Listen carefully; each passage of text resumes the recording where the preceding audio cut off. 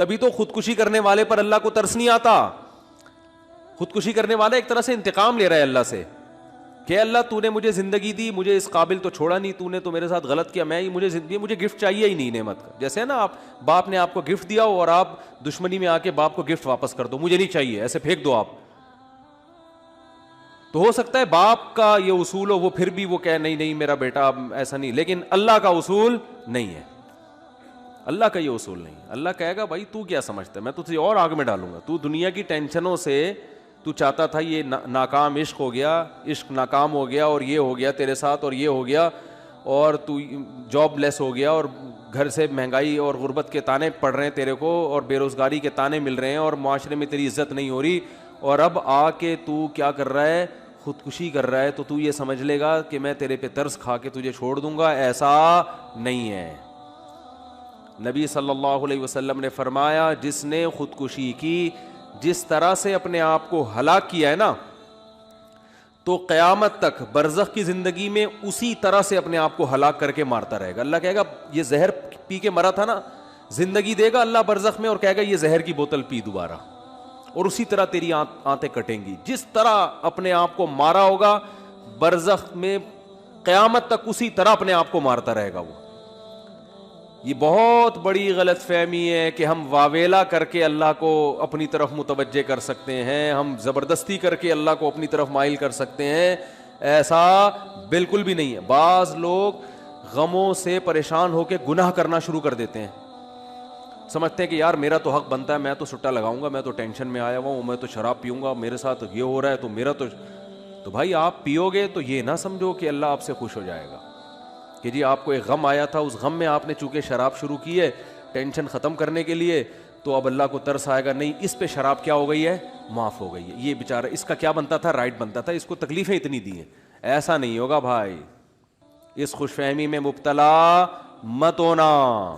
یہ اصول ہے, اللہ کا قانون ہے, یہ قرآن سے پتہ چلتا ہے, حدیث سے پتہ چلتا ہے. اللہ کو جھکنے والا بندہ پسند ہے.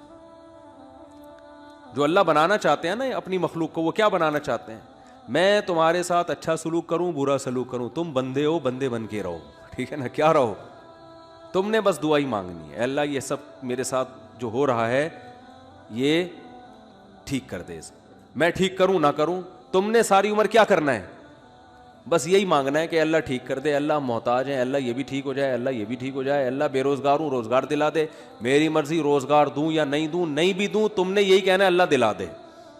ساری زندگی اسی دعا میں گزارنی ہے تم نے, چاہے میں تمہاری دعا قبول کروں چاہے تمہاری دعا قبول نہ کروں, کیونکہ تم بندے ہو, میں خدا ہوں, خدا تم تھوڑی ہو, تمہاری تھوڑی چلے گی زمین پہ. بہت سے لوگ یہ فالٹ ہے, دعائیں نہیں قبول ہو رہی تبھی تو وظیفوں کی طرف جاتے ہیں, اولاد نہیں ہو رہی کوئی وظیفہ بتاتے ہو, بھائی دعا مانگ لے اولاد, کہہ رہے دعا تو مانگ کے دیکھ لیا ہے وہ تو ہو ہی نہیں رہی, تو کوئی ٹیکنیکل طریقہ ہو اولاد کا, سے کیسے ہو جائے گی بھائی, ٹیکنیکل طریقے تو نہیں ہے. یونس علیہ السلام جب مچھلی کے پیٹ میں تھے کتنا بڑا غم لگا نا آپ کو, یونس علیہ السلام مچھلی کے پیٹ میں, تو اللہ سے آپ نے دعا مانگی, وظیفہ نہیں پڑھا ہے. وظیفے پڑھنا بھی جائز ہے اگر کوئی قرآن و آیتیں ہیں تو کوئی گناہ نہیں ہے, لیکن جو اصل جو اسلام کی روح ہے وہ کیا ہے, دعا. تو یونس علیہ السلام نے مچھلی کے پیٹ میں دعا مانگی, لا الہ الا انت سبحانک. دیکھو حضرت یونس علیہ السلام, ہمارا جو مزاج ہے نا وہ کیا ہے, یونس علیہ السلام کئی سال اپنی قوم کو تبلیغ کرتے رہے ہیں, قوم باز بولو نہیں آئی. حضرت یونس کو یقین ہو گیا اس قوم پہ عذاب آنے والا ہے, تو آپ نے اللہ سے نہیں پوچھا, اس لیے کہ آپ کا خیال تھا بھئی یہ عذاب تو آئے گا, تو میں اللہ کے خوف سے اب بستی کو پہلے چھوڑ دیتا ہوں. میں آپ سے یہ اجتہادی خطا ہوئی, یہ اجتہادی خطا ہوئی کہ بھئی اللہ کی پرمیشن کے بغیر آپ نے قوم کو کیوں چھوڑا. حالانکہ اس اجتہادی غلطی کے پیچھے جو اس کی بیس تھی وہ بیس بہت اچھی تھی, وہ اللہ کا خوف اور اللہ کی خشیت. اللہ کے عذاب سے بھاگنا یہ تو حکم ہے نا, فنٹر بننے کی تھوڑی اجازت ہے کہ جہاں عذاب آ رہا ہے تو کھڑے رہو وہاں دیکھو, ایسا تھوڑی ہے. قوم لوط پر جب عذاب آیا تو جو اہل ایمان تھے ان کو حکم تھا پیچھے مڑ کے بھی نہیں دیکھنا ہے, اس عذاب کو دیکھنے کی بھی اجازت نہیں, ڈرو اس سے بھاگو. جب قوم عاد قوم سمود کی بستیوں سے نبی گزرتے تھے تو چہرے پہ کپڑا ڈال کے جلدی اپنی رفتار بڑھاتے تھے. بھئی یہ اس عذاب کو اپنی آنکھوں سے بھی نہ دیکھو, خوف پیدا ہوتا ہے اس سے. تو اتنا زیادہ آپ صلی اللہ علیہ وسلم خوف زدہ ہوتے تھے. تو اللہ کے عذاب سے تو دور بھاگنے کا حکم ہے. تو اب یہاں کیا ہے کہ کیا بات چل رہی تھی یار, حضرت یونس علیہ الصلوۃ والسلام اللہ کے عذاب کے ڈر سے اپنی قوم کو چھوڑ کر نکل گئے. یہ بیس بالکل ٹھیک ہے بھائی, جب اللہ کا وعدہ بھی یہی ہے کہ جو قوم ایمان نہیں لے کر آئے گی تو میں اس کو تباہ کر دوں گا. تو حضرت یونس علیہ السلام کو خیال ہوا کہ بھائی یہاں سے نکل جاؤ. جب بیٹھے ہیں کشتی میں, کشتی ڈوبنے لگی تو ملا نے کہا بھائی وزن کشتی میں زیادہ ہے, ایک آدمی کو نیچے اترنا پڑے گا ورنہ سب ڈوب جائیں گے. کون اترے گا بھائی؟ قرآن اندازی ہونی چاہیے. قرآن اندازی میں نام کس کا آیا؟ یونس علیہ السلام. تو بتاؤ ہم ہوتے, ہم کہتے ساری زندگی تبلیغ کرتا رہا, اب جب عذاب آنے والا ہے تو اللہ کے خوف سے ہی نکلا میں, اس کا صلہ یہ مل رہا ہے کہ ڈوبنے والا کون ہے؟ بولو, میں ہی ہوں. بھائی مجھے تو زیادہ پروٹوکول, اللہ تعالیٰ کو 6 کشتیاں میرے لیے پہلے سے سمندر میں رکھنی چاہیے تھی نا. کیا ہو گیا؟ یہ ہماری سوچ تو یہی ہے کہ میں نے چونکہ فجر کی نماز پڑھی ہے تو میری دکان پہ کسٹمر 6 گنا زیادہ آنے چاہیے. پیسے سارے وہ کما رہے ہیں, نمازیں میں پڑھ رہا ہوں. اچھا میرے پر لوگ اعتراض یہ بھی کرتے ہیں کہ احتیاط اس نے کی, اس کو کرونا ہو گیا, اس کو اس نے احتیاط نہیں کی, اس کو نہیں ہوا, یہ مفتی لوگوں کو الو بنا رہا ہے. تو بالکل یہی ہے کہ نماز میں پڑھ رہا ہوں, روٹی کس کو مل رہی ہے؟ اس کو مل رہی ہے. احتیاط میں کر رہا ہوں, وہ کرونا بھی مجھے ہی ہو رہا ہے. ٹھیک ہے نا, ٹھیک ہے نا. تو اب اللہ سے تھوڑی کوئی لڑ سکتا ہے بھائی. تو اللہ کی مرضی, جو اب احتیاط کے باوجود بھی کسی کو بیماری لگا دے, اور ایسے گلے مل رہے ہیں اور روزانہ چھینک رہے ہیں ایک دوسرے کے منہ پہ, انہیں کچھ نہیں ہو رہا, وہ تو اب اللہ کی مرضی, اللہ سے تھوڑی کوئی لڑ سکتا ہے. لیکن ہم تو ظاہر کے مکلف ہیں نا, ہم تو اسباب کے مکلف ہیں, تو اس لیے حکم دیا جاتا ہے احتیاط کا. تو خیر جب تک کرونا ختم نہیں ہوگا ہم بھی آپ کا پیچھا نہیں چھوڑیں گے, یہ ذہن میں رکھو آپ. تھوڑا تھوڑا جیسے 4 شادیاں آتی ہیں نا تڑکے میں, اس طرح یہ بھی آتا رہے گا تڑکے میں, کیونکہ لوگ نہیں کر رہے احتیاط تو کیا کریں. اچھا خیر, بات ہی کہاں چل رہی تھی؟ تو یونس علیہ السلام کی جگہ ہم ہوتے تو بھائی ہماری حالت کیا ہوتی ہے. اللہ جیسے تبلیغ میں ہم میں سے کوئی گیا ہوا ہوتا 4 مہینے کے لیے, 4 مہینے کے لیے تبلیغ میں نکلے ہوتے, اللہ کے راستے میں واپس آ رہے ہوتے تو پتہ چلا کچھ یعنی کنوینس ہی نہیں مل رہی, پولیس والے پکڑ کے لے گئے, کسی کیس میں بند کر دیا, تو کیا وسوسے آتے ہیں دماغ میں. جیسے حج کرنے گئے نا, ایک آدمی حج کرنے گیا, لٹ گیا وہاں پہ نا جیب کتروں نے, تو وہ کہہ رہے اللہ میں نے تو سنا تھا حاجی تیرے مہمان ہوتے ہیں, تو ہم نے تو دنیا میں کسی کو نہیں دیکھا کسی نے اپنے مہمان کس کی یہ انسلٹ کی ہو. ٹھیک ہے, ہم نے تو نہیں دیکھا, میں تیرا مہمان بن گیا اور کچھ بھی نہیں بچا میرے پاس, سب کچھ ہی لٹ گیا. تو جلا ہوا آدمی تھا. تو یونس علیہ السلام کی جگہ کوئی اور ہوتا, ہم جیسے نالائق ہوتے, تو ہم کہتے اللہ ساری زندگی قوم کی مخالفت لے کے تبلیغ کرتا رہا, اپنا تن من دھن لگا دیا, نہ کاروبار کی طرف توجہ, نہ کوئی پیسے کمانے, جو روکھی سوکھی ملی کھا لیا. پیغمبروں کا تو کوئی اجرت بھی نہیں ہوتی, وہ تو بالکل ہی اللہ توکل پہ چل رہے ہوتے ہیں. اے اللہ غربت میں وقت گزارا, کبھی کھانے کو ملا نہیں ملا, بس تیرے دین کو فوکس کیا. اب جب عذاب آنے والا ہے تیرا اس قوم پہ, تو تیرے خوف سے نکلا میں, جو تیرا ہی حکم ہے کہ مجھ سے ڈرو, میرے عذاب سے ڈرو. اب کم از کم کوئی 2-4 کشتیاں یا ہوائی بحری جہاز کوئی کھڑا ہوا ہوتا میرے استقبال میں, اور اگر نہیں تھا میں نے اپنے خرچے سے پہ کشتی لی ہے میں نے. ٹھیک ہے نا, ذمہ داری کس کی بنتی تھی اللہ؟ ذمہ داری تیری بنتی تھی کہ کشتی کا انتظام تیری طرف سے ہو. بھائی گورنمنٹ اگر کسی فوجی کو کسی مہم پہ بھیجتی ہے, اب جو امریکہ کے فوجی افغانستان آئے ہوئے ہیں ان کو باعزت واپس نکالنا کس کی ذمہ داری ہے؟ بولو نا, امریکہ کی ذمہ داری ہے نا. تو تبھی تو فوجی کہہ رہے ہیں بھائی تم نے ہمیں عزت کے ساتھ جب بھیجا ہے تو عزت کے ساتھ پٹھانوں سے بچا کے نکالنا کس کی ذمہ داری ہے؟ یہ امریکہ کی ذمہ داری ہے نا. تبھی امریکہ قطر میں کوشش میں لگا ہوا ہے کہ بھائی یہ کسی طرح اپنی عزت بچا کے واپس آ جائیں گے. اور بالکل صحیح کر رہا ہے امریکہ اپنے لحاظ سے, اس کا فرض بنتا ہے جب آپ نے فوجیوں کو بھیجا تو واپس بھی تو لے کر آؤ نا ان کو. تو بالکل میرے بھائی یہ بات ذہن میں آ سکتی تھی یونس علیہ السلام کے کہ اللہ یہ سب میں نے تیرے لیے کیا ہے, اب تیرا عذاب آ رہا ہے تو مجھے تو یہاں سے فرار ہونا ہے بستی سے, تو کشتی کا انتظام کرنا میرے ذمے نہیں ہے بلکہ کس کے ذمے ہے؟ تیرے ذمے. چلو میں نے اپنے خرچے پہ کر لی, اب اے اللہ تو خود ہی اگر ڈوب رہی، اول تو ڈوبنی نہیں چاہیے، تجھے تو یہ طاقت ہے کہ 100 آدمی بھی کشتی میں بیٹھ جائیں، جب تک تیری مرضی نہیں ہوگی کشتی کلٹی بولو نہیں ہوگی، یہ نہیں کلٹی ہو سکتی. دوسری آزمائش تو نے یہ اس آزمائش میں ڈال دے گی، کشتی کلٹی ہو رہی ہے. اور اگر کلٹی ہو بھی رہی ہے تو ایسے ایسے نالائق لوگ اس کشتی میں بیٹھے ہوئے ہیں. کار آمد تو صرف اس میں یونس علیہ السلام تھے، باقی تو سارے نالائق، کیونکہ مشرک لوگ تھے سارے، بت پرست، پان گٹکے والے، سگریٹ والے، تمباکو والے، سارے اس میں بیٹھے ہوئے ہیں. وہ تو پتہ نہیں کیا کیا نشہ کرتے ہوں گے، سارے ایک نمبر کے چور یہاں بیٹھے ہوئے ہیں کشتی میں. تو اللہ ان میں سے کسی کو تو خود ہی جو ہے نا ڈلوا دیتا. اور قرآن اندازی ہو رہی ہے تو نام کس کا آ رہا ہے؟ میرا نام آ رہا ہے، جس نے ساری زندگی تبلیغ کی. تو اور پھر کمال یہ کہ بڑی آزمائش کیا کہ چلو کشتی میں اگر چھلانگ لگا کے نیچے گرنا ہی تھا، ان لوگوں نے ڈال دیا، بھائی آپ کا نام آیا، آپ کو اترنا پڑے گا. تو تیرنے کا آپشن ہوتا ہے، کہیں تیرتے رہیں گے، کوئی ٹیلا آ گیا وہاں بیٹھ گئے، یا کسی نے دیکھ لیا کوئی رسی پھینک دی جیسے، یا کہیں کنارے پہ اتر گئے. جیسے ہی چھلانگ لگائی ہے ایک اور بڑی آفت، سمندر کی مچھلی نے آپ کو نگل لیا. کتنا خوف، ایک حرف زبان سے ناشکری کا نہیں نکل رہا پیغمبر کہ اللہ مروا دیا تو نے. تو یہ کیا خوف ہوتا ہے، سمندر کا اپنا ایک خوف ہے بھائی. کبھی یہاں نہیں سمجھ میں آئے گا، جاؤ سمندر میں جا کے پتہ چلے گا. اور قرآن سے پتہ چلتا ہے رات کا وقت تھا، اندھیرا تھا، اندھیرے میں بہت، کیونکہ فنادا فی الظلمات، فی الظلمہ نہیں ہے کہ اندھیرے میں پکارا، اندھیروں میں پکارا. پتہ چلا کہ بہت سارے اندھیرے تھے، یعنی ایک مچھلی کے پیٹ کا اندھیرا، ایک سمندر کی تہ کا اندھیرا، اور ایک رات کا اندھیرا. کس قدر خوف. بتاؤ آج کسی کو ایسی ٹینشن ملتی ہے؟ آج یہی ٹینشن ہے، ابا نے اس دن چپیٹ لگا دیا تھا کھینچ کے، اور بھائی تمیز سے بات نہیں کر رہا، بیگم کنٹرول میں نہیں ہے، اور مفتی صاحب کا بیان سن کے اللہ کی خاطر شادی کی تھی، پھنس گئے.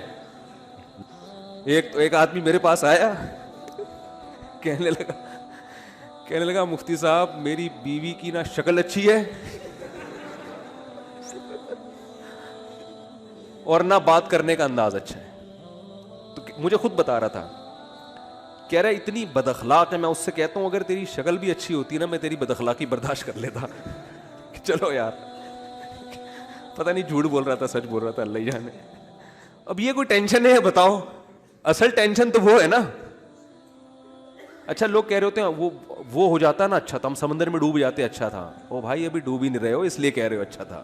جب ڈوبنے لگو گے تو وہی کیفیت ہوگی. وہ جو پھندا آ گیا تھا نا درخت سے، ایک آدمی کہتا نا اللہ موت دے دے زندگی سے، تو وہ کسی نے پھندا پھینک دیا اوپر سے اور یہ کہا کہ میں اللہ ہوں، اس میں گردن ڈال لے اٹھا لوں گا. تو وہ کہتا ہے یہاں تو کوئی مذاق بھی نہیں کر سکتا ہے اللہ. تو وہ جب آتی ہے نا اپنے اوپر تو پھر یہ کنڈیشن ہوتی ہے. تو یونس علیہ السلام پر جو آزمائشیں آئیں، کتنی بڑی بڑی آزمائشیں، مچھلی کا پیٹ اور نگل گئی مچھلی اکثر ثابت نگلتی ہے. ذرا بھی شکایت، کیونکہ ہم بندے ہیں بھائی، ہماری جو ڈیوٹی ہے ہم نے وہ کرنی اور چھوٹا بن کے رہنا ہے. ہم نے اللہ کے سامنے یہ نہیں کرنا یہ کیا ہو رہا ہے، ایسا کیوں ہو گیا، میں تو تبلیغ کے لیے نکلا تھا، میرے ساتھ یہ ناانصافی. یہ نہیں ہوتا. یہ اصول قرآن کیوں یہ واقعہ ذکر کر رہا ہے؟ یونس علیہ السلام اللہ کے برگزیدہ پیغمبر ہیں. ہمارے حضرت فرمایا کرتے تھے یہ محبت کی چٹکیاں ہوتی ہیں. انسان کو جس سے محبت ہوتی ہے تو اس کو ستاتا ہے، اور یہ ستانا تکلیف برائے تکلیف نہیں، اس کے درجات کو بلند کرنی. محبت کا اظہار ہے کہ میرا ایسا بندہ ہے، ایسا پیغمبر ہے، کتنی آزمائشوں میں ڈالا، زبان سے ایک حرف ناشکری کا نہیں نکل رہا، ساری اپنی طرف منسوب کہ میری غلطی ہے، میری غلطی ہے، میری غلطی ہے، میں غلط ہوں. تو قرآن کے الفاظ دیکھو، جب مچھلی نے نگلا ہے اور سمندر کی تہ میں گئی اندھیروں در اندھیرے، تو یونس علیہ السلام نے فنادا فی الظلمات، اندھیروں میں کیا پکارا؟ لا الہ الا انت، اے اللہ تیرے سوا کوئی غلامی کے لائق نہیں ہے، میں تیرا غلام ہوں. انی کنت من الظالمین، میں ہی غلط ہوں، تو غلط نہیں ہے، مجھ سے کوئی غلطی ہوئی ہے اور میں تجھ سے استغفار کرتا ہوں. ان کو احساس ہو گیا کہ میں جو بغیر پرمیشن کے آیا ہوں شاید یہ اس لیے ہو رہا ہو میرے ساتھ. دیکھو اپنے آپ کو غلط ثابت کرنے کے لیے دلائل تراشے جا رہے ہیں. کوئی اللہ نے وہی تھوڑی کی تھی اس وقت کہ آپ غلط ہیں. بس اس عمل سے اندازہ ہو گیا کہ بھائی اور تو میں نے کوئی, مجھے نہیں لگتا میرے سے کوئی گناہ ہوا ہو, تو مجھے لگتا ہے کہ یہ ہے جس کی وجہ سے اللہ کیا ہے, مجھ سے ناراض ہے. تلاش کر رہے ہیں, کوئی اپنی مسٹیک تلاش کریں, اپنے آپ کو غلط کہیں تو لا الہ الا انت سبحانک, اے اللہ تو ہر عیب سے پاک ہے. کیا مطلب؟ تو میرے ساتھ غلط نہیں کر سکتا, یہ میرا ہی کوئی عمل ہے جس کی وجہ سے ایسا ہو رہا ہے. تو تھوڑی غلط ہے, تو ہر عیب سے پاک ہے, تو ظالم تھوڑی ہے, میری غلطی ہے, میں غلط ہوں. کیا اللہ کے رحمت کے خزانے حرکت میں آتے ہیں. فَالْتَقَمَهُ الْحُوتُ وَهُوَ مُلِيمٌ, قرآن کہہ رہا ہے مچھلی نے نگلا اس حال میں کہ یونس علیہ السلام اپنے آپ کو ملامت کر رہے تھے. جب مچھلی کی نگل رہی تھی اس وقت بھی اپنے آپ کو ملامت کر رہے ہیں, اپنے آپ کو برا بلا کہہ رہے ہیں, میں غلط, میں نے غلط کیا.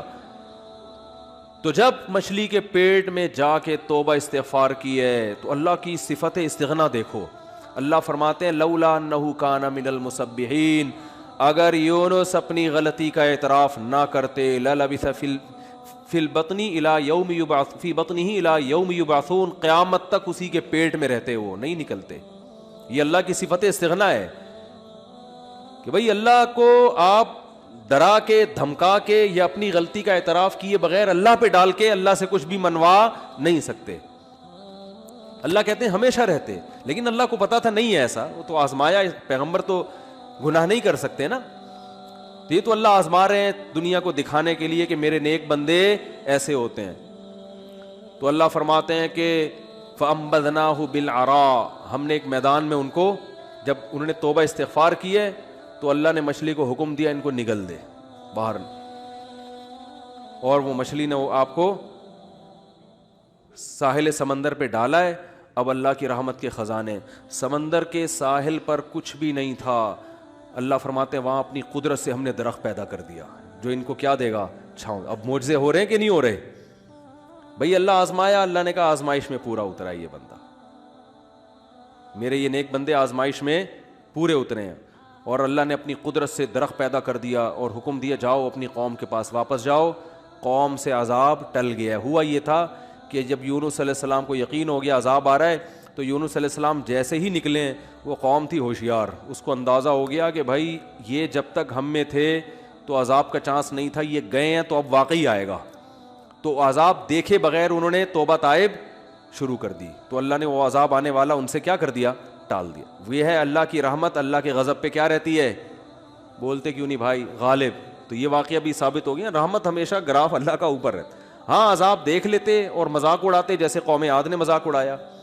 فلما رأوه عارضا مستقبل اودیتہم, جب انہوں نے بادلوں کو اپنی طرف آتے ہوئے دیکھا, پیغمبر بتا رہے ہیں کہ یہ عذاب ہے, تو کہہ رہے ہیں ھذا عارض ممطرنا, کوئی عذاب نہیں ہے بھائی, بادل تو آتے ہیں برستے بھی ہیں, کوئی نارمل. وہ تو آخری دم تک ڈٹے ہوئے تھے. اب کیونکہ اللہ کی صفت غضب بھی ہے, رحمت غالب تو رہتی ہے, لیکن ایسا نہیں ہے کہ غضب ختم ہی ہو گیا ہے. پھر اللہ نے عذاب بھیجا اس قوم پہ. 7 دن 8 راتیں تیز ہوائیں چلی ہیں, 8 دن 7 راتیں, اور ایسا اٹھا کے اس قوم کو پٹخائے کہ اللہ فرماتے ہیں کأنہم اعجاز نخل خاویہ. 1 ہفتے کے بعد ایسا لگ رہا تھا کھجور کے تنے ہیں جو اوندھے پڑے ہوئے ہیں, بڑے بڑے قداور لوگ تھے وہ. اللہ نے تو اس لیے میرے بھائی جب کوئی غم آئے, پریشانی آئے, تو واویلا نہ مچایا کرو, رونے دھونے کی اجازت ہے. یہ بے صبری نہیں ہے, جب انسان کو غم ہوتا ہے روتا بھی ہے, ہائے ہوئے بھی کرتا ہے, لیکن اللہ کو برا بلا کہنا شروع کر دینا, میرے ساتھ اللہ یہ کر رہا ہے, میرے ساتھ اللہ ہی, میں ہی میرا ہوں اللہ. آپ کا کام ہے غلامی,